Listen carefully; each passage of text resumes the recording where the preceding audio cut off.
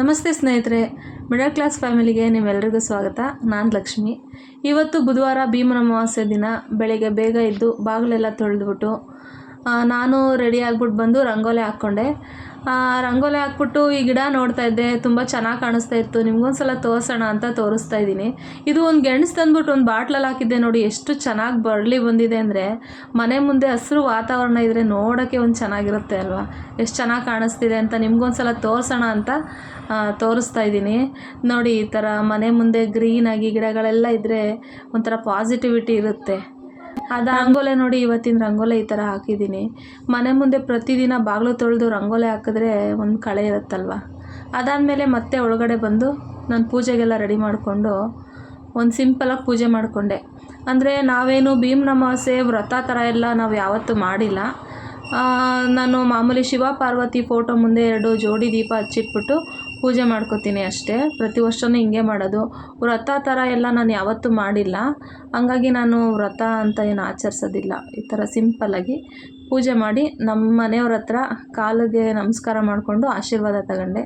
ದೇವರ ಆಶೀರ್ವಾದ, ನಮ್ಮ ಮನೆಯವರ ಆಶೀರ್ವಾದ, ಇಬ್ಬರು ಆಶೀರ್ವಾದನೂ ತಗೊಂಡು ಮುಂದೆ ಏನಾದರೂ ಇವತ್ತು ಸಿಹಿ ಮಾಡೋಣ ಅಂದ್ಕೊಂಡು ಸ್ವೀಟ್ ಮಾಡೋಣ ಅಂತ ರೆಡಿ ಮಾಡ್ಕೋತಾ ಇದ್ದೀನಿ. ಇವತ್ತೇನು ಸ್ವೀಟ್ ಮಾಡ್ತೀನಿ ಅಂತ ನೋಡೋಣ ಬನ್ನಿ. ಇವತ್ತು ನಾನೊಂದು ಕ್ಯಾರೆಟು ಮತ್ತು ಶಾವಿಗೆ ಹಾಕ್ಬಿಟ್ಟು ಕ್ಯಾರೆಟ್ ಶಾವಿಗೆ ಪಾಯಸ ಮಾಡೋಣ ಅಂತ ರೆಡಿ ಮಾಡ್ಕೋತಾ ಇದ್ದೀನಿ. ಬನ್ನಿ ಹೆಂಗೆ ಮಾಡೋದಂತ ನೋಡೋಣ. ಅದಕ್ಕೋಸ್ಕರ ಸ್ಟವ್ ಹಚ್ಕೊಂಡು ಒಂದು ಪಾತ್ರೆ ಇಟ್ಕೊಂಡೆ. ಆ ಪಾತ್ರೆಗೆ 1-2 ಸ್ಪೂನಷ್ಟು ತುಪ್ಪ ಹಾಕ್ಕೋಬೇಕು. ತುಪ್ಪ ಹಾಕೋದ್ರಿಂದ ಅದು ಫ್ಲೇವರು ತುಂಬ ಚೆನ್ನಾಗಿ ಬರುತ್ತೆ, ಟೇಸ್ಟು ಕೂಡ ತುಂಬಾ ಚೆನ್ನಾಗಿರುತ್ತೆ. ಹಂಗಾಗಿ ನಾನು ತುಪ್ಪದಲ್ಲೇ ಹಾಕ್ಕೋತೀನಿ. ಎಣ್ಣೆನೂ ಹಾಕ್ಕೋಬೋದು, ಆದರೆ ತುಪ್ಪದಲ್ಲಿ ಇನ್ನೂ ಚೆನ್ನಾಗಿರುತ್ತೆ ಅಂತ ತುಪ್ಪ ಹಾಕ್ಕೋತಾ ಇದ್ದೀನಿ. 1-2 ಸ್ಪೂನ್ ತುಪ್ಪ ಹಾಕ್ಕೊಂಡು ಅದು ಕರ್ಗಾದ್ಮೇಲೆ ದ್ರಾಕ್ಷಿ ಗೋಡಂಬಿನ ಅದರಲ್ಲಿ ಸ್ವಲ್ಪ ಫ್ರೈ ಮಾಡ್ಕೋಬೇಕು. ದ್ರಾಕ್ಷಿ ಗೋಡಂಬಿ ಜಾಸ್ತಿ ಇದ್ದಷ್ಟು ಅದು ಬಾಯಿಗೆ ಸಿಗ್ತಾ ಇದ್ದಾಗ ತುಂಬ ಚೆನ್ನಾಗಿ ಟೇಸ್ಟ್ ಬರ್ತಾ ಇರುತ್ತೆ. ಹಂಗಾಗಿ ಒಂದು ಸ್ವಲ್ಪ ಜಾಸ್ತಿನೇ ಹಾಕ್ಕೊಂಡಿದ್ದೀನಿ ನಾನು. ಈ ಥರ ಇಷ್ಟು ತುಂಬ ಸೀದೋಗೋ ಥರ ಫ್ರೈ ಮಾಡ್ಕೊಳ್ಳೋದೇನು ಬೇಡ, ಇಷ್ಟ ಆದರೆ ಸಾಕು. ಇಷ್ಟ ಆದಮೇಲೆ ಇದನ್ನು ಒಂದು ಬಟ್ಲಲ್ಲಿ ಸಪ್ರೇಟ್ ಮಾಡಿ ಎತ್ತಿಟ್ಕೊಳ್ಳೋಣ. ಈ ಥರ ಎತ್ತಿಟ್ಕೊಂಡು ಮತ್ತು ಅದೇ ಪಾತ್ರೆಗೇ ಅದೇ ಒಂದು ಚಿಕ್ಕ ಬಟ್ಲಲ್ಲಿ ಒಂದು ಅರ್ಧ ಬಟ್ಲಷ್ಟು ಶಾವಿಗೆ ಹಾಕ್ಕೋತಾ ಇದ್ದೀನಿ. ಜಾಸ್ತಿ ಏನು ಬೇಡ, ನಮಗೆ ಇದು ನಮ್ಮ ಮನೇಲೂ ಸಿಹಿ ಯಾರೂ ತಿನ್ನೋದಿಲ್ಲ, ಸ್ವೀಟ್ ಅಷ್ಟೊಂದು ಇಷ್ಟಪಡದೇ ಇರೋದ್ರಿಂದ ಸಾಕು, ಏನೋ ಹಬ್ಬ ಅಲ್ವಾ ಅಂದ್ಕೊಂಡು ಒಂದು ಸ್ವಲ್ಪ ಸ್ವೀಟ್ ಮಾಡೋಣ ಅಂತ ಇಷ್ಟು ಮಾತ್ರ ಮಾಡ್ತಾಯಿದ್ದೀನಿ. ಒಂದು ಅರ್ಧ ಬಟ್ಲಲ್ಲಿ ಶಾವಿಗೆ ಹಾಕ್ಕೊಂಡು ಈ ಥರ ಸ್ವಲ್ಪ ಬ್ರೌನ್ ಕಲರ್ ಬರೋ ಥರ ಫ್ರೈ ಮಾಡ್ಕೋತಾ ಇದ್ದೀನಿ. ಜಾಸ್ತಿ ಸೀದೋಗೋದೇನು ಬೇಡ, ಒಂದೇ ಪಾತ್ರೆಯಲ್ಲೇ ಈ ಥರ ಫ್ರೈ ಮಾಡ್ಕೊತಾ ಇದ್ದೀನಿ. ಫ್ರೈ ಮಾಡ್ಕೊಂಡಾದ್ಮೇಲೆ ಅದನ್ನು ಒಂದು ಬಟ್ಲಲ್ಲಿ ಸಪ್ರೇಟಾಗಿ ಎತ್ತಿಡ್ಕೋಬೇಕು. ಮತ್ತು ಇದಕ್ಕೆ ಅಂತಲೇ ಒಂದಷ್ಟು ಪಾತ್ರೆಗಳನ್ನ ಅದು ಇದು ಎಲ್ಲ ಮಾಡ್ಕೊಳ್ಳೋ ಬದಲು ಒಂದೇ ಪಾತ್ರೆಯಲ್ಲಿ ಮಾಡಿಕೊಂಡ್ರೆ ಬೇಗ ಆಗುತ್ತೆ, ನಮಗೂ ಕೆಲಸನೂ ಕಡಿಮೆ ಆಗುತ್ತೆ. ಹಂಗಾಗಿ ಅದನ್ನೆಲ್ಲ ಎತ್ತಿಟ್ಕೊಂಡೆ. ಅದರಲ್ಲಿ ಸ್ವಲ್ಪ ತುಪ್ಪ ಇತ್ತಲ್ಲ, ಅದೇ ಸಾಕು. ಅದಕ್ಕೇ ಒಂದು ಚಿಕ್ಕ ಬಟ್ಲಲ್ಲಿ 1 ಕ್ಯಾರೆಟಷ್ಟು ಕ್ಯಾರೆಟ್ನ ಸಣ್ಣದಾಗಿ ತುರ್ಕೊಂಡು ಆ ತುಪ್ಪದಲ್ಲೇ ಹಾಕ್ಬಿಟ್ಟು ಅದೇ ಪಾತ್ರೆಗೇ ಸ್ವಲ್ಪ ಹಸಿ ಸ್ಮೆಲ್ ಹೋಗೋ ತನಕ ಫ್ರೈ ಮಾಡ್ಕೋಬೇಕು. ಯಾಕಂದರೆ ಫ್ರೈ ಮಾಡ್ಕೊಂಡಷ್ಟು ಅದು ತುಂಬ ರುಚಿ ಚೆನ್ನಾಗಿರುತ್ತೆ. ಕ್ಯಾರೆಟಲ್ಲಿ ಹಸಿ ಸ್ಮೆಲ್ ಇರಬಾರ್ದು. ಆ ಹಸಿ ಸ್ಮೆಲ್ ಹೋಗೋ ತನಕ ಚೆನ್ನಾಗಿ ಈ ಥರ ಸ್ವಲ್ಪ ಫ್ರೈ ಮಾಡ್ಕೋಬೇಕು. ಈ ಥರ ಸಾಕು. ಮತ್ತು ಇದನ್ನು ಶಾವಿಗೆಲೇ ಹಾಕಬೇಕು ಅಂತ ಏನಿಲ್ಲ, ಸಬ್ಬಕ್ಕಿನಲ್ಲೂ ಮಾಡ್ಬೋದು ಇದನ್ನು. ನಾನು ಇನ್ನೊಂದು ಸಲ ಅದನ್ನು ಬೇರೆ ಥರ ಸಬ್ಬಕ್ಕಿ ಮತ್ತು ಕ್ಯಾರೆಟ್ ಹಾಕ್ಬಿಟ್ಟು ಅದನ್ನ ರುಬ್ಬಿಟ್ಟು ಮಾಡಿ ತೋರಿಸ್ತೀನಿ ಒಂದ್ಸಲ.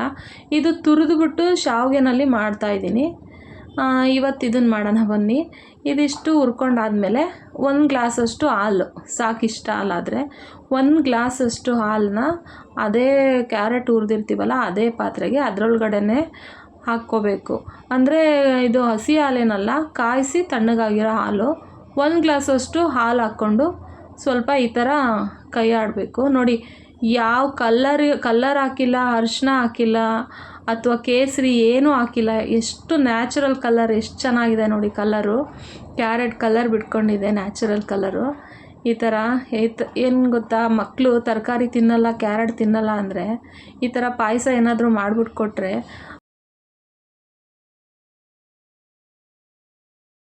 ಮಕ್ಕಳಿಗೆ ತಿನ್ನಿಸ್ಬೋದು. ಈ ಥರ ನೋಡಿ. ಅದಾದಮೇಲೆ ಒಂದು ಕುದಿ ಬಂದಾದಮೇಲೆ ನಾವು ಹುರಿದಿಟ್ಕೊಂಡಿದ್ವಲ್ಲ ಶಾವಿಗೆನ, ಆ ಶಾವಿಗೆನ ಹಾಕ್ಕೋಬೇಕು. ಈ ಥರ ಸ್ವಲ್ಪ ಫ್ರೈ ಮಾಡಿಕೊಂಡು ಕೈ ಆಡಿಸ್ಕೊಂಡ್ರೆ ಸಾಕು. ಈ ಶಾವಿಗೆ ಹಾಕೋ ಕಡೆ ಸಬ್ಬಕ್ಕಿನೂ ಸ್ವಲ್ಪ ಫ್ರೈ ಮಾಡ್ಕೊಂಡು ಹಾಕ್ಕೊಂಡ್ರೂ ಚೆನ್ನಾಗಿರುತ್ತೆ. ಆದರೆ ಸಾಕು, ಶಾವಿಗೆ ಮಾತ್ರ ಸಾಕು. ಅದಾದಮೇಲೆ ಆ ಚಿಕ್ಕ ಬಟ್ಲಲ್ಲೇ ಒಂದು ಅರ್ಧ ಬಟ್ಲಷ್ಟು, ಈಗ ಅದು ಎಷ್ಟೆಷ್ಟು ನಾನು ಶಾವಿಗೆ ಮತ್ತು ಸಕ್ಕರೆ ಎಲ್ಲ ಅಷ್ಟೇ ತೊಗೊಂಡಿದ್ದೆ, ಅರ್ಧ ಬಟ್ಲೆನೇ. ಅರ್ಧ ಬಟ್ಲಿಗಿನ್ನ ಒಂದು ಸ್ವಲ್ಪ ಕಡಿಮೆ ಸಕ್ಕರೆನ ಹಾಕ್ಕೊಂಡು ಈ ಥರ ಒಂದು ಸ್ವಲ್ಪ ಕೈ ಆಡಿಸ್ಬಿಟ್ಟು ಅದು ಒಂದೆರಡು ಕುದಿ ಬಂದರೆ ಸಾಕು. ಕ್ಯಾರೆಟ್ನ ಚೆನ್ನಾಗಿ ಫಸ್ಟೇ ಫ್ರೈ ಮಾಡ್ಕೊಂಡಿರೋದ್ರಿಂದ ಅದು ಅದರಲ್ಲೇ ಅರ್ಧ ಬೆಂದ್ಬಿಟ್ಟಿರುತ್ತೆ. ಅದೇನು ಬೇಯಿಸೋದೇನು ಬೇಡ. ಶಾವಿಗೆ ಸ್ವಲ್ಪ ಒಂದೆರಡು ನಿಮಿಷ ಬೆಂದರೆ ಸಾಕು. ಈ ಥರ ಇಷ್ಟು ಗಟ್ಟಿಗಾಗಿ ತುಂಬ ಚೆನ್ನಾಗಾಗುತ್ತೆ ಮಾತ್ರ. ಒಂದು ಸಲ ನೀವೆಲ್ಲ ಟ್ರೈ ಮಾಡಲೇಬೇಕು, ಮಾಡಿ ನೋಡಿ ಬೇಕಿದ್ರೆ. ಈ ಥರ ಒಂದು ಕುದಿ ಆದಮೇಲೆ ಹುರಿದಿಟ್ಕೊಂಡಿರೋ ಅಂಥ ದ್ರಾಕ್ಷಿ ಗೋಡಂಬಿನ ಹಾಕ್ಕೊಂಡು ಕೈ ಆಡಿಸಿದ್ರೆ ಆಯಿತು. ನಿಜ ಎಲ್ಲರೂ ಹೇಳೋ ಥರನೇ ಏನು ಚೆನ್ನಾಗಿದೆ ಅಂತ ಅಲ್ಲ ಇದು. ನೀವೊಂದು ಸಲ ಈ ಥರ ಮಾಡಿ ನೋಡಿ ಬೇಕಿದ್ರೆ. ತುಂಬ ಅಂದರೆ ತುಂಬ ಟೇಸ್ಟಾಗಿತ್ತು, ಸಖತ್ತು ಚೆನ್ನಾಗಿತ್ತು.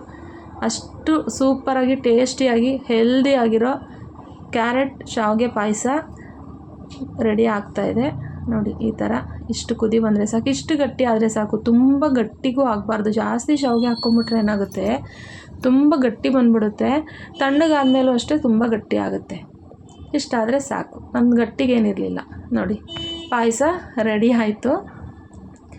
ಶಾವಿಗೆ ಪಾಯಸ ರೆಡಿ ಆಯಿತು.